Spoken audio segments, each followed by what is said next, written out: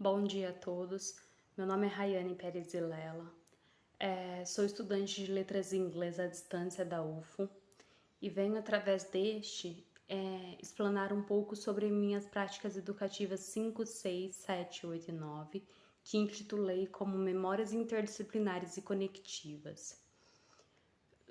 Estou no 8º período, finalizando o curso, e trago a seguinte introdução para vocês. Esse trabalho ele compôs uma gama de modificações na minha vida, porque ele me trouxe reflexões e abordagens significativas para minha prática docente.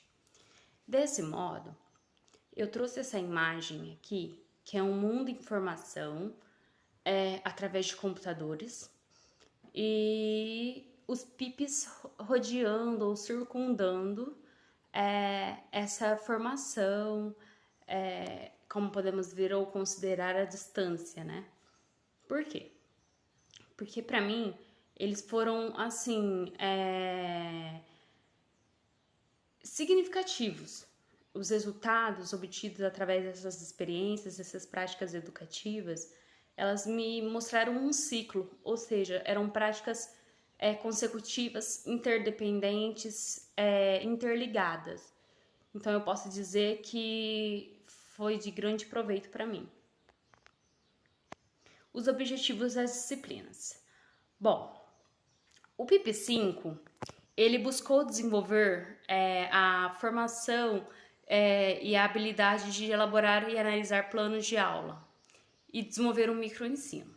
Juntamente da aluna e da minha amiga, né, Ana Carolina, nós desenvolvemos o microteaching, ou seja, o microensino, sobre a pandemia do Covid-19.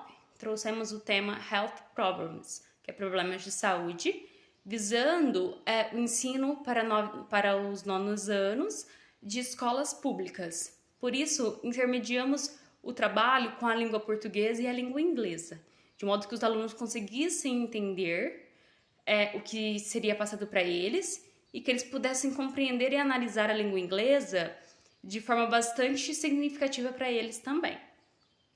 O PIP6 buscou socializar os conhecimentos linguísticos, teóricos e práticos no contexto do inglês para fins específicos.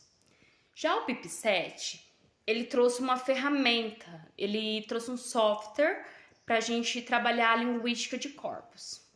O PIP8, que foi o PIP que mais, assim, posso dizer que me alegrou, na verdade, porque eu amo poesia, tento escrever às vezes de forma sucinta, às vezes um pouco longa, mas tento. E foi um momento que eu pude compreender a poesia de outra forma, com outras visões, ou agregar as visões que eu já tinha. Então, o PP8 buscou compreender os elementos da poesia e a relação poética em língua inglesa e os elementos históricos, filosóficos, sociais, entre outros. Já o PP9 buscou investigar e adaptar material didático, ou seja, tivemos a oportunidade de adaptar atividades para materiais didáticos, certo? As propostas, vamos lá. Bom, as propostas, como elencadas anteriormente, em alguns PIPs que eu já disse, mas eu vou voltar um pouquinho para melhor explanar para vocês, foi o seguinte.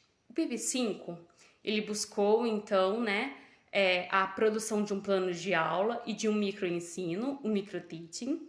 O PIP6 buscou a investigação do material didático com a abordagem English Specific Purpose, que é em inglês para fins específicos. O PP7 buscou a elaboração de plano de aula de língua inglesa, utilizando conhecimentos de linguística de corpos. O PP8, como eu já disse, que foi assim, sem igual para mim, foi bastante significativo, não desmerecendo os outros PIPs, mas se fosse para mim escolher assim um que eu pudesse refazer e refazer e refazer, eu escolheria o PP8, porque era uma gama, né, de conhecimento assim que eu poderia que eu posso dizer, na verdade, né, que eu vou levar pro resto da vida, porque, como eu disse, né, eu adoro poesia, então eu pude ver que a poesia, às vezes, não era só aquilo que eu tinha a minha visão, né, porque às vezes assim, a gente tem aquela visão centrada, né, única, né, unilateral, mas eu pude ver que ela tem uma gama muito, muito diversificada, com elementos, às vezes sociais, filosóficos, que eu não reconhecia até então. Então, a UPP 8 buscou a elaboração de um plano de aula de língua inglesa, com viés poético, e também um paper final, né? Que é um final paper, que no caso é um artigo final, onde pudéssemos elencar elementos da poesia nas aulas de língua inglesa. O PIP9 buscou a análise de uma unidade de material didático, ou seja, de livro didático de língua inglesa, e a elaboração de atividades adaptadas a partir da unidade selecionada. Os resultados. Bom, como eu disse, o PP5 eu fiz com a minha colega, minha amiga, né, de sala, Ana Carolina, e nós trouxemos o tema Health Problems, exemplificando a Covid-19, e para os nonos anos, desenvolvendo o tema em inglês e em português, para que os alunos pudessem entender realmente. Já o PIP6, eu escolhi um material didático, onde eu analisei e eu consegui, posso dizer assim, trazer uma gama de fundamentação teórica e empírica, ou seja, prática, durante a disciplina. O PIP7, ele buscou elencar um plano de aula utilizando a abordagem da linguística de corpos, e eu trouxe também, como estávamos na pandemia, o lexo referente à pandemia do Covid-19, do coronavírus. Eu posso dizer, como resultado do PIP7, que concluí que a linguística de corpos pode ser uma grande aliada do professor de língua inglesa, pois ele utiliza, além do tradicional livro, material didático, dicionários ou livros de gramática, como softwares para trazer à tona exemplificações que às vezes ficaria muito mecânica nos livros, ou talvez nos dicionários não teria a mesma exemplificação, o mesmo significado. O PIP8, como resultado, eu posso dizer que ele buscou investigar textos literários, que foi o PIP da poesia, vamos dizer assim, né? O PIP que me despertou a atenção de forma plural mesmo, de forma pluralística mesmo, sabe?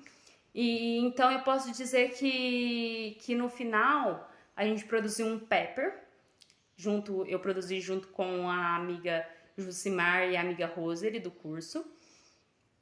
Elas também gostaram bastante do PIP8, e também produzimos um plano de aula. Nesse plano de aula, nós modificamos um pouco ele, ou seja, nós trouxemos melhorias para ele, né? No caso, no final paper, que era no artigo final. O PIP9 promoveu a investigação de livros didáticos e as diretrizes para sua elaboração. A reflexão que eu levo é essa: observar. Observar tanto para uma prática docente melhor, mais significativa e mais agregadora. Bom, as práticas docentes, os PIPs, na verdade, as práticas educativas, no geral, contribuíram para a minha formação profissional e principalmente pessoal, pois desenvolver aspectos cotidianos da prática docente, como, por exemplo, as elaborações e análises de planos de aulas e materiais didáticos. Dessa forma, as discussões realizadas conduziram-me, né, na verdade, como sujeito em direção ao aperfeiçoamento dos meus conhecimentos e práticas docentes. Além disso, as práticas educativas me fizeram olhar criticamente para a educação do nosso país, despertando-me o desejo de modificar e agregar a mesma. Eu acho que é isso mesmo. Eu acho que, eu considero, na verdade, né, eu acredito que as práticas educativas, elas tinham esse objetivo, que a gente, pra gente, nós estudantes das práticas educativas, né, todas elas, desde a 1 até a 9, que pudéssemos olhar para a realidade do nosso país, da educação brasileira, e que conseguíamos ver e verificar um modo de modificar ela, um modo de agregar e como agregar. Eu acho que isso foi o que nos levou à reflexão e pôde desenvolver em nós um senso crítico mais abrangente diante de toda a realidade do nosso país. Bom, aqui eu tenho as referências, caso vocês queiram verificar, e fiquem à vontade para procurar materiais aqui nas referências. E eu digo muito obrigada pela atenção de todos e todas. E aqui fica o meu e-mail para dúvidas. E qualquer coisa eu estou aqui à disposição para explicar, explanar e observar. Principalmente isso, observar e seguir em frente nessa prática docente que planejo e que quero muito praticar. Obrigada.